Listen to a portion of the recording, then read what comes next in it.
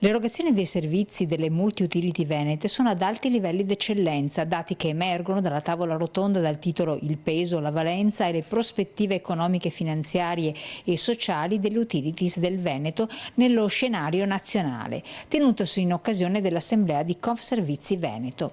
L'associazione rappresenta le società a capitale pubblico-privato di proprietà degli enti locali che forniscono servizi pubblici quali il ciclo idrico integrato, la gestione dei rifiuti, il trasporto pubblico e i parcheggi, la distribuzione del gas, la produzione e la distribuzione dell'energia, l'illuminazione pubblica. In tutti i settori siamo sopra le medie nazionali a livello di indici e di performance, in taluni siamo probabilmente vicini all'eccellenza assoluta. Credo sia giusto che i nostri concittadini sappiano quali sono e perché devono privilegiare le aziende che erogano servizi pubblici locali venete. Il sistema Confservizi Veneto, con circa 15.000 collaboratori, serve oltre 4 milioni di residenti, ai quali si aggiungono più di 60 milioni di turisti. Gli investimenti superano abbondantemente i 400 milioni di euro.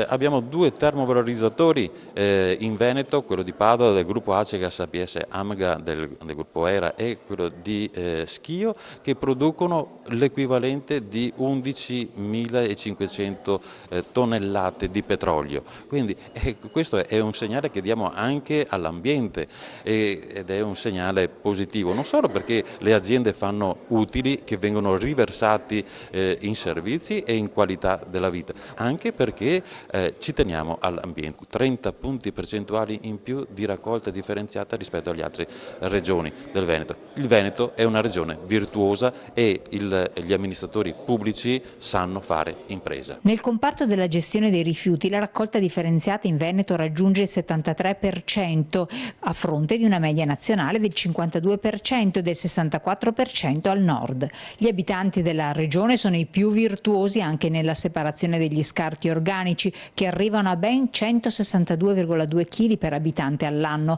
rispetto a una media nazionale di 107,6. Nel ciclo idrico integrato il consumo d'acqua medio nazionale è di 220 litri per abitante al giorno e di 216 in Veneto. Molteplici sono le esperienze e i progetti per la produzione di energia elettrica da fonti rinnovabili con impianti idroelettrici, fotovoltaici ed eolici. Nel trasporto pubblico locale la differenza sul totale nazionale tra utile e perdita è di segno negativo ed è pari a 87,132 milioni di euro, mentre per le aziende venete si registra un utile positivo di 13,132 milioni di euro. Siamo nel Veneto attraverso una piattaforma costituita da Acegas APS che copre alcune realtà interessanti, Trieste, Padova, Udine e anche alcune presenze su singoli impianti che agevolano il nostro inserimento da queste parti. Siamo molto contenti di essere qui, non vogliamo fagocitare nessuno, crescere però per queste aziende, non solo per noi, è un imperativo.